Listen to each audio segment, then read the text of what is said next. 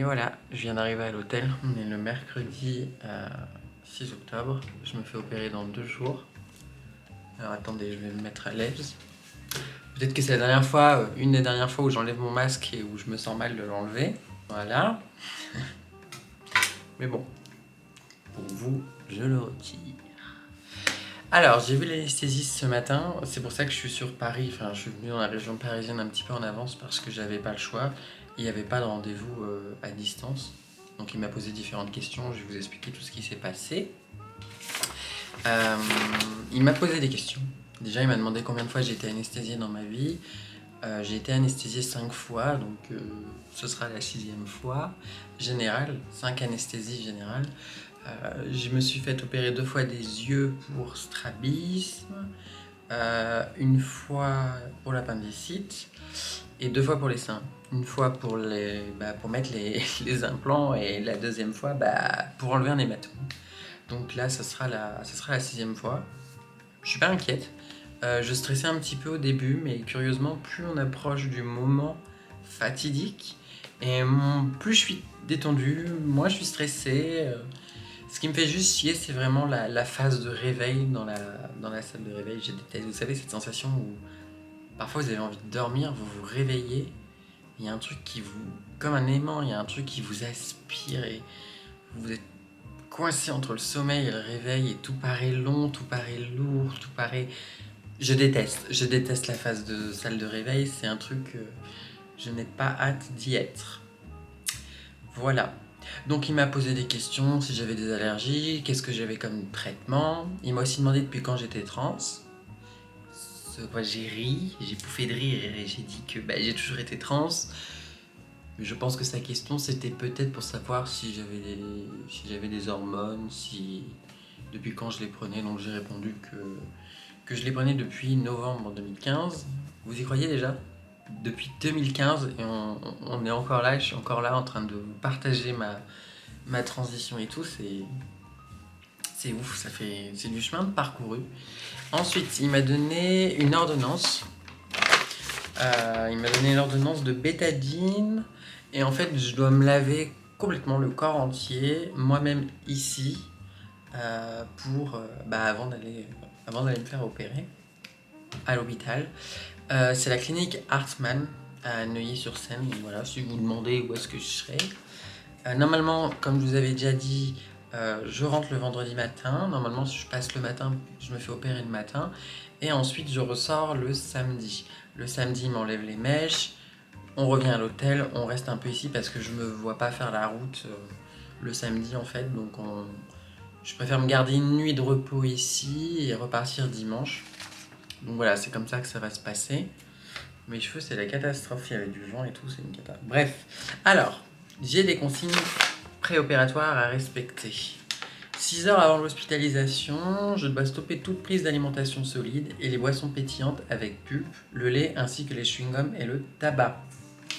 Voilà, donc ça c'est pas trop compliqué à tenir. Moi, ce qui me fait plus chier, c'est quand on me dit ouais, tu peux pas boire. Sauf que là, en fait, si j'ai bien compris, je peux boire. Entre 6h et 2h avant l'hospitalisation, vous avez le droit de boire des boissons claires, eau non pétillante, thé, café, jus de pomme ou de raisin, sans pulpe, avec ou sans sucre, en quantité raisonnable. Ces boissons vous permettront de mieux récupérer après l'intervention. Donc peut-être que si je prends un café, un petit thé chaud et tout, ça peut m'aider. Je vais faire ça juste avant. Enfin, entre 6 et 2 heures avant. Parce que 2 heures avant l'hospitalisation, il faut stopper toute prise de liquide. Donc voilà, 2 heures avant l'hospitalisation, j'essaierai de me faire un petit café, un petit truc, on verra. Règles d'hygiène, douche préopératoire, d'où l'ordonnance pour la bétadine. Afin de prévenir au mieux tout risque infectieux, 3 soins d'hygiène doivent être réalisés à votre domicile avant votre intervention.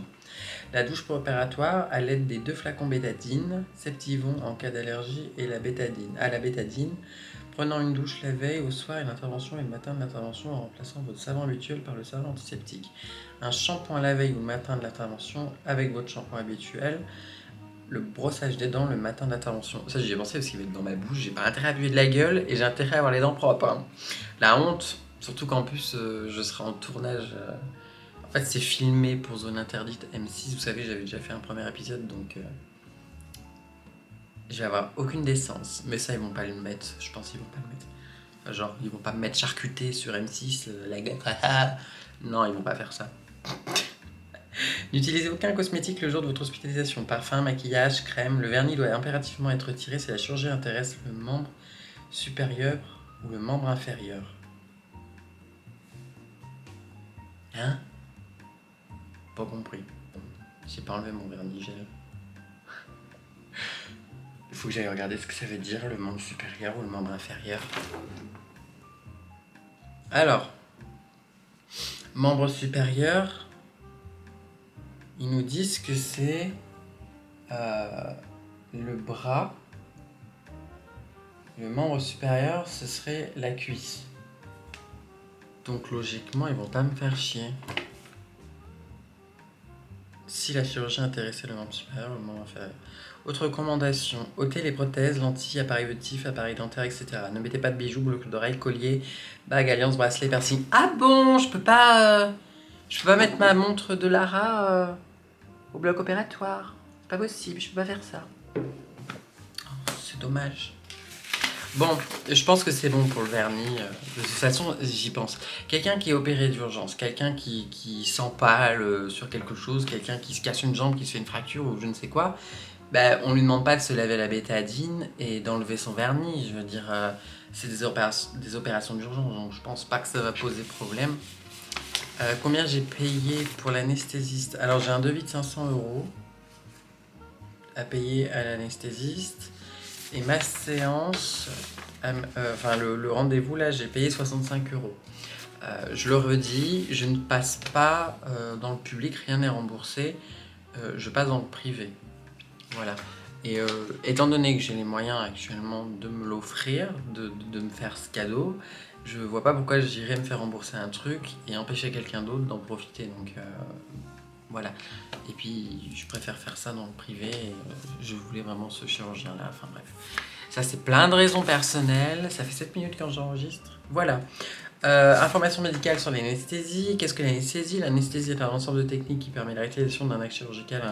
Je pense que tout ça, je vous l'avais déjà dit. Comment seriez-vous surveillé pendant l'anesthésiste à votre réveil? L'anesthésiste, quel que soit son type, L'anesthésie, quel que soit son type, se déroule dans une salle équipée d'un matériel adéquat adapté à votre cas et vérifié avant chaque utilisation. En fin d'intervention, vous serez surveillé de manière continue dans une salle de surveillance post-interventionnelle. J'ai horreur de ce moment-là. Ça, c'est le truc que je déteste. Durant l'anesthésie et votre passage en salle de surveillance post-interventionnelle, vous serez pris en charge par une équipe de professionnels placés sous la responsabilité médicale d'un médecin anesthésiste réanimateur. Bon, voilà. En gros, je serai entre de bonnes mains. J'ai vraiment hâte. Vous pouvez pas savoir comment j'ai trop hâte. Mon nez, ma lèvre supérieure, mon menton, ma mâchoire. Et m'enlever mon double menton. Ça va être trop beau. J'ai trop hâte. Et j'espère que ça va être trop beau. Le nez, je sais que je vais aimer le nez. Ceci étant dit, ce qui m'inquiète le plus, c'est vraiment... J'ai peur que la mâchoire et le menton, ça se voit pas assez. J'ai peur de me dire ouais j'ai souffert pour rien parce qu'au final je trouve que c'est pas suffisant, je trouve qu'on voit pas la différence et tout. Mais là je me monte le bourrichon, je décide et je préfère faire confiance au chirurgien. Il y a vraiment quelque chose qui passe avec lui, enfin c'est bizarre dit comme ça. Mais genre le courant passe très bien et c'est vraiment un mec assez cool, il prend pas la tête. Donc voilà. Moi, je vais profiter de mes derniers instants où je peux manger, parce que voilà, après, je pourrai plus manger. Enfin, pas du solide. Et demain, je vais à Disney. Voilà, pour profiter. Comme ça, pile la veille de mon opération, je vais à Disney. Et je vais profiter. Voilà, je vous reprends demain ou le jour de l'intervention. Donc voilà. Enfin bref, à plus tard.